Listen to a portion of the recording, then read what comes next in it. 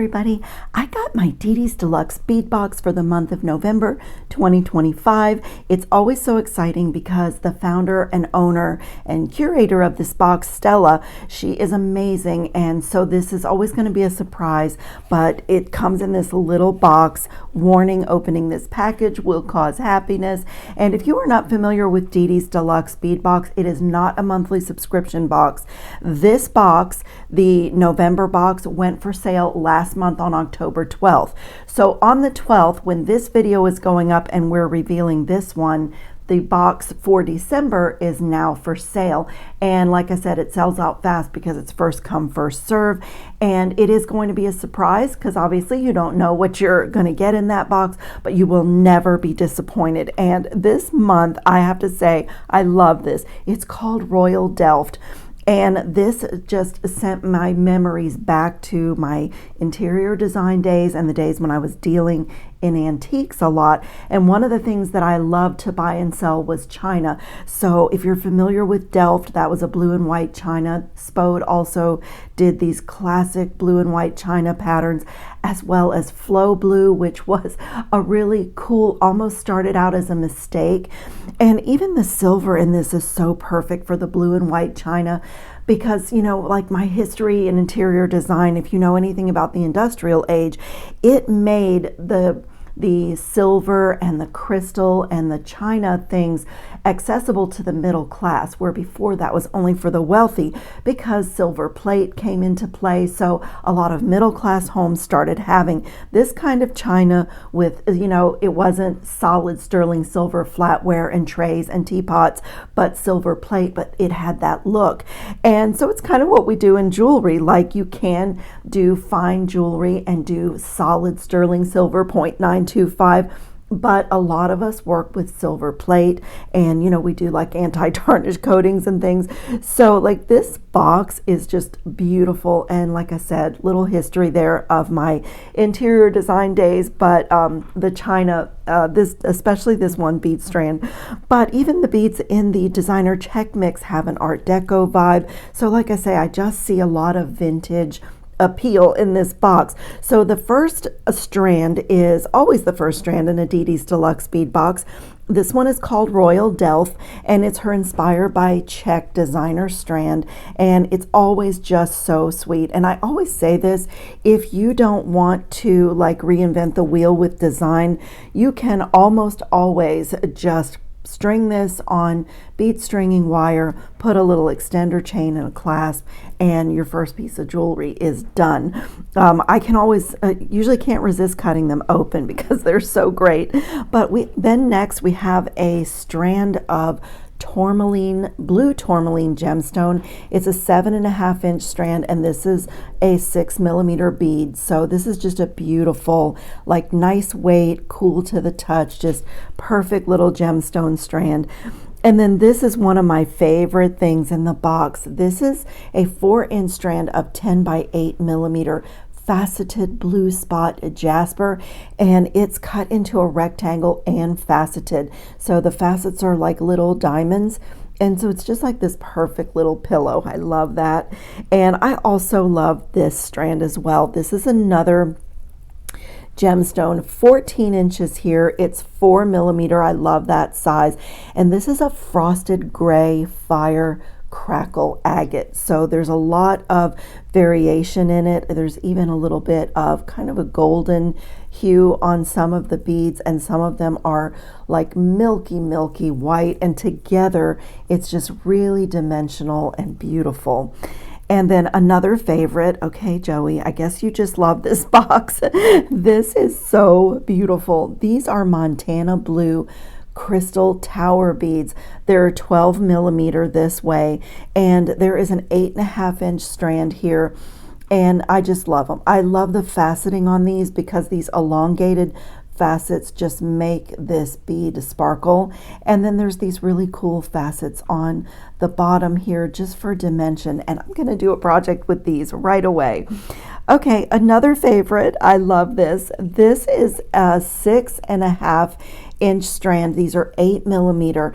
These are white AB porcelain crystal beads. But what is so cool about these, and this is my dear friend Stella, she always puts a little twist, a little surprise in her box. These are not normal facets. This is a hexagon facet. So it almost makes the bead take on a different shape. And between the hex facets and the AB, I mean, it absolutely glistens. It's so beautiful. I just want to keep playing with it. I really love that strand of beads. So beautiful and so perfect for a blue and white china inspired box. It's just perfect. Okay, another favorite. This is a 12.5-inch strand, another 4mm bead, and this is Montana Blue AB Crystal Rondelle. There may be some variations, so I'm not sure what that was because mine looks absolutely wonderful. But you know, let me know in the comments if you guys got a different variation on this. I'd be interested to know. But look at this sweet little 4mm, very sparkly little strand of crystals. I'm going to be using those in my project as well. And then we got the 10 pieces. This is so cool. I love this. 10 pieces, and this is a 14mm. These are marbled gray resin flower sliders or bead frames. And I just think these are so cool. They are lightweight, which makes them perfect for earrings. Hint, hint, I'm going to use mine in earrings. It just makes them perfect for earrings. But you can also ignore, let me grab a little piece, a little head pin or something, and show you. You have a hole on these sliders that goes like right up the middle, so you can work with them that way. You can put a 4mm bead in here and use it as a bead frame. You can like just see your stringing material and kind of that contemporary negative space look, but you can also just ignore the holes and link these together and make like a chain, you know, a little flower chain. Those are so fun to play with. I love those. And we got this amazing chandelier component. This is a 35 by 29mm antique silver chandelier component, and I absolutely love this.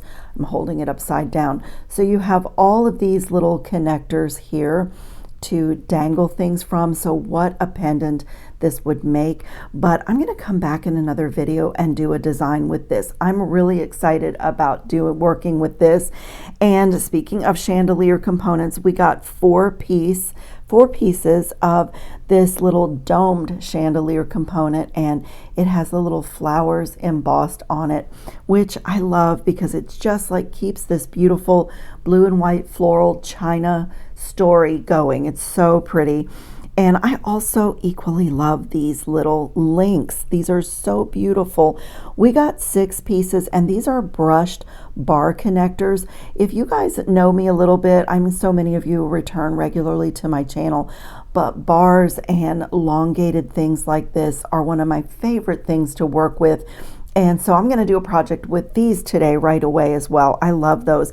You know, with these, like I look at that and say, you know, you could link these together with jump rings or a beaded component and make a gorgeous, stunning chain, an extender chain, a little petite chain bracelet. I just have so much fun with these. I love them. And on links, these I love as well. I guess I love everything in this box. We got 2 pieces of these antique silver embossed rose connectors. They're 12mm, and wow, wow, wow, they are so dimensional. Look at that. I mean, you can just look deeply into it, just the way you can get lost in the petals of a real rose. So beautiful. And I'm going to be using these today as well. And then Stella always puts in a bonus item, and this is absolutely gorgeous. I'm actually going to cut this open so that I can get these beads in my hand. These are going to vary between 6 to 18mm, and it is a porcelain bead mix, and the colorway is called Blue Peony, and it's absolutely gorgeous. So this is a flower-shaped bead with flowers on top and a little round bead with the flowers embossed on it. It's just absolutely beautiful. And a little barrel bead. I love this bead strand. So pretty. So I'm going to take these off and I'm going to clean up my mat just a little bit, and we're going to do a couple of projects with these beads. And then I'm going to come back in another video because I've kind of in my head started working out a design with this component. So I'll come back in another video, but we're going to do a couple of little projects right away today. Okay, I have designed 2 pairs of earrings. They're both so fun and flirty and dangly, but elegant at the same time. That's the first one, and this is the second one with a little blue and white china bead in there. Oh my goodness. These, I could actually sit and make like a dozen or more pairs of earrings from this box. Super simple and just like playing in the beads. I did bring in a few things from my stash. I had these fancy head pins. If I can find these, I will link them for you. Also, I pulled a few spacers from this really cool silver Tibetan spacer mix. I just love having these on hand, so I can link that for you. And literally 2 silver seed beads. These are 8-0 check seed beads. I tend to always grab seed beads from my stash. So let's build this earring first, and we'll just build from the bottom up. So I'm going to take one of those fancy head pins, and then I did not like the way the crystal sat on the head pin. I just saw too much like hardware there. So my solution is to take one of the Tibetan spacers and put that on, and then the crystal, the hex cut crystal. And to me that just looks so much better. And I like to space out my glass with something else. So another little Tibetan spacer, and then I'm going to feed on one of those 4mm crystals. It's absolutely gorgeous. And I'm going to show you 2 ways to do simple loops. And if you're struggling making simple loops, my way is so easy. So I'm just going to come to the top of my stack of beads and put a little bend in the wire, and then use my round nose pliers right where that bend is, wrap the wire over the top barrel, rotate so that it's out of my way, and then I'm going to pull the wire around to the left. And while it's still on the barrel of the plier, I just get that perfectly straight and make sure that loop is tight. And when I take it away, I have a really beautiful, perfect loop. And from here, if you wanted to wrap the loop, you could grab it with your bent chain nose pliers and, you know, wrap the loop. But from here, you can also turn it into a simple loop. So I'm going to just reach inside with the tip of my flush cutters right where the 2 wires meet, and my simple loop is made. I'm not going to finish closing it and work hard in it because I'm going to attach it to the bottom of my next component for this earring. So I have a little scrap of 20 gauge wire here, and for this one I'm going to use my 1-step looper, and I'm going to use my 1.5mm. And when there are no beads on the wire, you don't need to push it all the way through the guide hole, because the tool has a cutter here and it will just waste that wire. All you need to do is put the wire a little bit past where that cutter is. And when I closed the tool, it made that fresh blunt cut, so I don't have any points in my loop. And then I pull, like the wire is always going up like that, but I just pull it down and look at it so my loop is centered on the wire. So perfect loop. And then I'll just keep my tool in my hand, especially I do this if I'm making a long beaded chain. And then I'm going to take my little bead frame slider bead, and a tip for you guys is that if you're working with a 5-petal flower like this, or a heart, where like on a heart that you would have this bow, if you have to get a simple loop in there, make your first simple loop and place that in that groove, and then your next simple loop you will go on the petal, or if this were the point of a heart, because then your tool can get in there, or even if you're doing them by hand. But before I do that, I want to pop one of these little 4mm crystals inside the bead frame. So it's a little tricky because you have to like wiggle it in there and find the hole. I got it right away. So you just pull your wire back and find your hole. And I love this because everything spins, like the crystal spins inside the frame, everything spins. So it's really like interactive. Okay, and then I'm going to get a hold of this loop and push it in between the two petals of the flower, or like I say, if this was the bow of a heart, and then use the tool, this time using the guide hole, and I'm going to push that protruding point right up to the jaw of the tool. It makes that fresh cut for me. It makes the loop. I'm going to pull my beads down, but I haven't closed the tool all the way. I'm going to pull it down as I'm closing, and that does two things. It gets the bead out of the jaw of the plier, but I also just centered that loop on everything else. And so that is another super easy way to make your simple loops. And now from here, this is just connecting. So I'm going to take one of those beautiful brushed silver bars and feed that onto an ear wire and close my ear wires so that it can't escape. And then I'm going to open one of my simple loops on my flower component and pop that on and close it really well. Work harden a little bit. You can work harden by just opening and closing your pliers on the loop with just a little bit of force.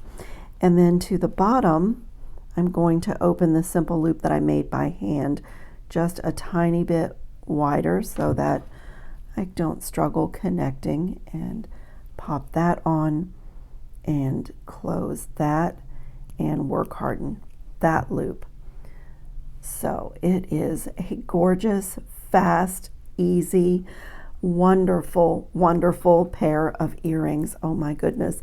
These are so fun to make. Like, you could sit and do, just especially from this box, you could sit and do a dozen or more earring designs. Just so fun and not labor intensive, but so wonderful. This pair is equally simple.